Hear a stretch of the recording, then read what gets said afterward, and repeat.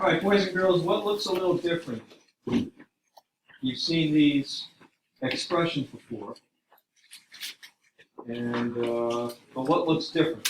Is there anything that's there that isn't there, that wasn't there last week? Is there anything there that's not there that was there last week? How about that one?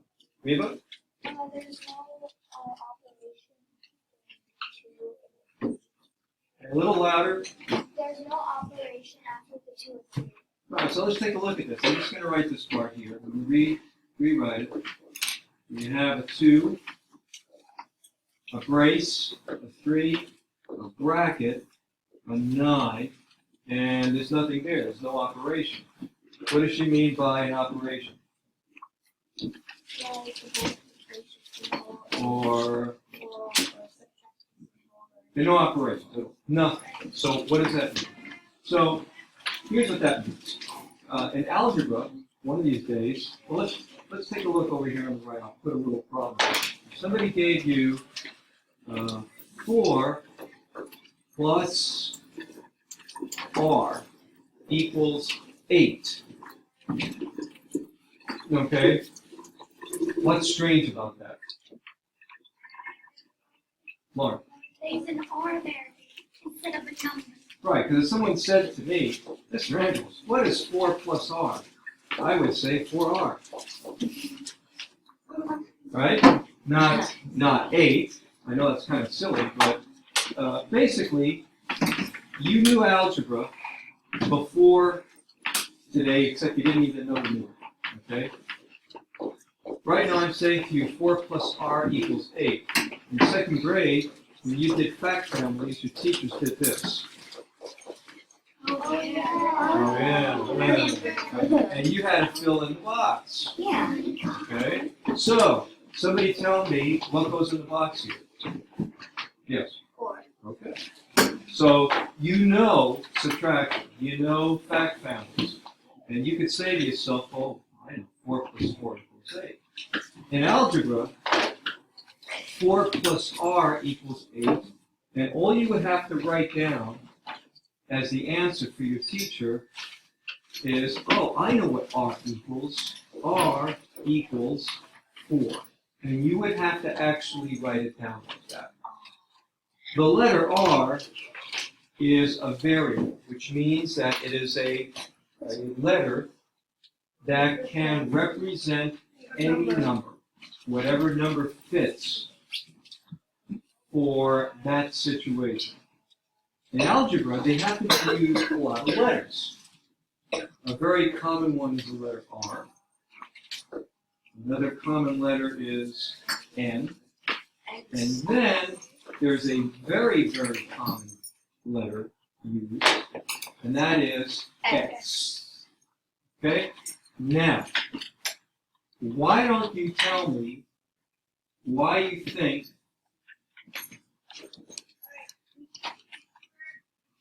I brought this up? Why did I bring this up today? Why did I introduce the topic of algebra to expressions today? Say? Because, like sometimes when we on our homework we have blank spots and stuff, and then after a while these blank spots will be, instead of like, it would be X, N, or R, and I think I know what you're saying, and I think you understand it, but I need somebody to say it really clearly for everybody else. Say it really clearly. Yes. Because when there's an operation in this case, you might put something there like R and X. Yeah. The thing is that how many of you can look up at this problem at the top? How many operations do you see up here? How many operations do you see up there right now? I will identify it with this black pen. Yes. 3. 3. What are they? Addition and All right. subtraction. Addition, that's a plus symbol. Could that ever get confused with a letter? No, it doesn't even look like a letter. And the subtraction symbol is doesn't look like a letter, and frankly, neither is the equal sign. But the x symbol, the x variable, looks like what operation? Multiplication. Now, in a calculator, what's division, by the way? What's the, this is a division symbol, but what do they use to substitute for that? Sammy? Yeah, forward slash. Okay. But today, I'm just going to clean this up a little bit. For today, you are working with problems where the multiplication symbol is there, but it's invisible because we don't want to confuse it with the letter X. So we're going to rewrite this problem using multiplication symbols. If you, and here's the new news for today, if you don't see an operation after a number, it's automatically what? It's automatically what? Multiplication. So this is like saying 2 times that bracket. Now, do you see another opportunity? Is there anything else that's missing there? Yes. The bracket. Bracket right there. Good. Multiplication. Okay. Multiplication.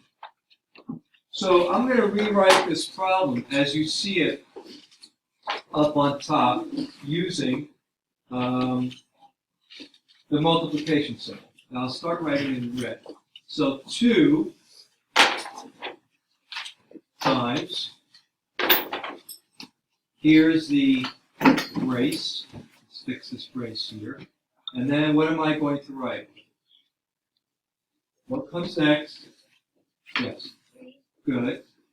What comes before the bracket? Yes.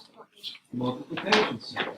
And it may very well be, guys, that when you work in your classwork today or when you do your homework, you may want to rewrite the problem like this. I'm going to go on right now. What comes next? James, tell me what to write next. No, you write 9 plus 4. Good. What comes next after the 9 plus 4? Nate? Parentheses 7 minus 5. Really? No. Look carefully. Look carefully. There's a 4 next to a paren, but there's no operation. Nate, one more time. Multiplication. Good. Nice one. Nice. Okay. Times. And now we could write paren 7. And there is a minus 5 here, so we know our operation is clear. We have a minus 4. And then, of course, well, there are no numbers left. So what did I just do? Tell me what I just did. How did I go from here to here? What did I do? As a way to help clarify. Cameron? You put the multiplication sign so you get Right. Right. Exactly what I did. All right? So I'm going to pause this for a second. How many of you would like me to do one more sample? Okay. Here's what I'm going to do. Let's go to here. I want you to look at number 2. I want you to rewrite this problem in your notebook, but putting the multiplication symbols where they're supposed to be. And do that now. When you're done, solve this. Then we'll take a break, and all I want to see for number 2 is how you rewrote it by putting in the missing multiplication symbol. All right, let's solve, boys and girls, this problem. We rewrote the problem with the missing multiplication symbol, so now let's solve it. Let's work with our funnel. Here are our braces. You got to work in here. Where is the smallest funnel? Is it this? Where is our smallest funnel? Yes. 7 minus 5. It is this. 7 minus 5, which is 2. So now we're going to open up to the next funnel. And we're going to rewrite our numbers. We have a 9 plus 4 our multiplication symbol, and then 2 minus 4. Okay. Here's our funnel. So, what does our order of operations tell us? Uh-oh. What don't I have on my paper? What don't I have on my paper, Nate? No. Okay. So here is. Okay. Here. So what do I do first here? 9 plus 4 times 2 minus 4. Yes. 9 plus 4 is 6. I know it is, but I don't know if that's what I have to do first.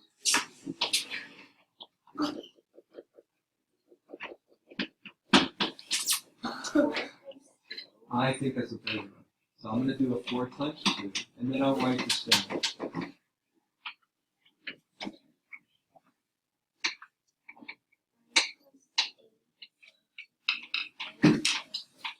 We've got 13 in here.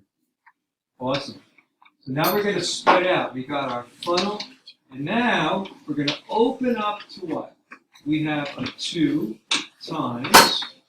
We have this pretty big brace with a 3 times 13. And then I'm going to put a brace here.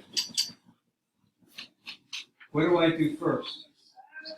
Lauren, what do you think? You guys over here. Put stuff inside the brace. Yes! What's 3 times 13? Anybody good at mental math? I don't see any regrouping here. Let's see if you can do that in your head. Daniel? 39. You got it. Are we done? No. What's left? Safe? We get to multiply it by 2. Okay. What can you round 39 to? To multiply this in your head. Good. 40 and 40 is 80. What am I going to subtract now? Cameron? 2. Good. And that's that. Okay. So we just, what did we do? We took the homework sheet or the practice sheet.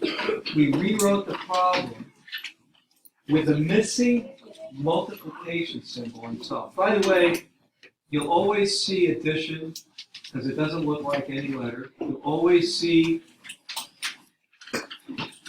subtraction. And you'll always see this. What's that? Division. So anyway, let's go down to this problem here. And I had asked you to rewrite this problem with parentheses. So, I mean with multiplication symbols, right? So, anybody want to do it? You have to read it like in written form. So let me just repeat it with the multiplication symbols. Lauren, go. 5 times brace. 10 times bracket. 6 plus 2 times friend. 17 minus 8 friend. Plus 12 bracket brace. How many of you got this? Okay. And we'll just kind of point out the places where it should have happened. This here is your multiplication. There was another thing here. Right? And she caught this other one inside the funnel.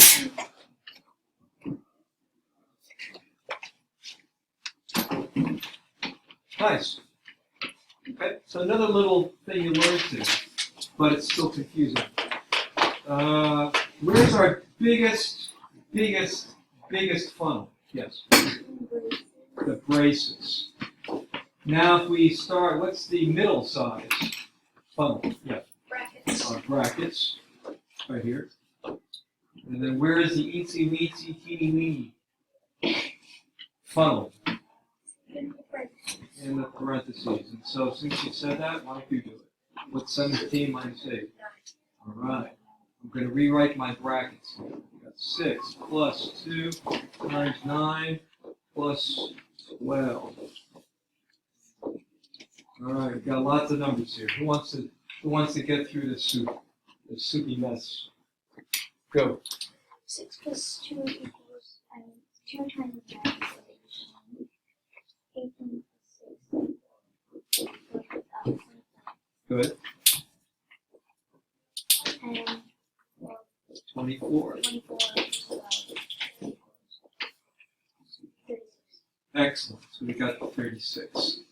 Wow, she took care of that bracket pretty well. Everything funneled down beautifully. All right, and what are we left with? What's left now? James, you want to do it? What's left? Let's rewrite it. 5 times 3, 10 by 36. Good. And there it is. All right, and I'm going to put a brace after the 36. So obviously, what am I going to do first? What am I going to do first? Anyway. You gotta do that. No. You gotta do the break. Nice and loud. 10 times 36. You gotta do the break first. No. Well, we did. Now we're doing 10 times 36. 360. 360. And we're done with the braces. Okay? Now what's next? Safe? You have to do 5 times 360, and that's 1,800. Now I don't know if 1,800 is right, so here's what I'm going to do. I'm going to subtract 1 from 36. And what am I going to get? 35. And 35 times 5. Now 35 and 35 is 70. 70 and 70 is 140. 140 plus 35 is 175. And 175 and 75, well, is he right? He sure is. Okay. You could also round 36 to 40 and do times 40 is 2,000. Okay, and then you subtract. But he's good. Nice job.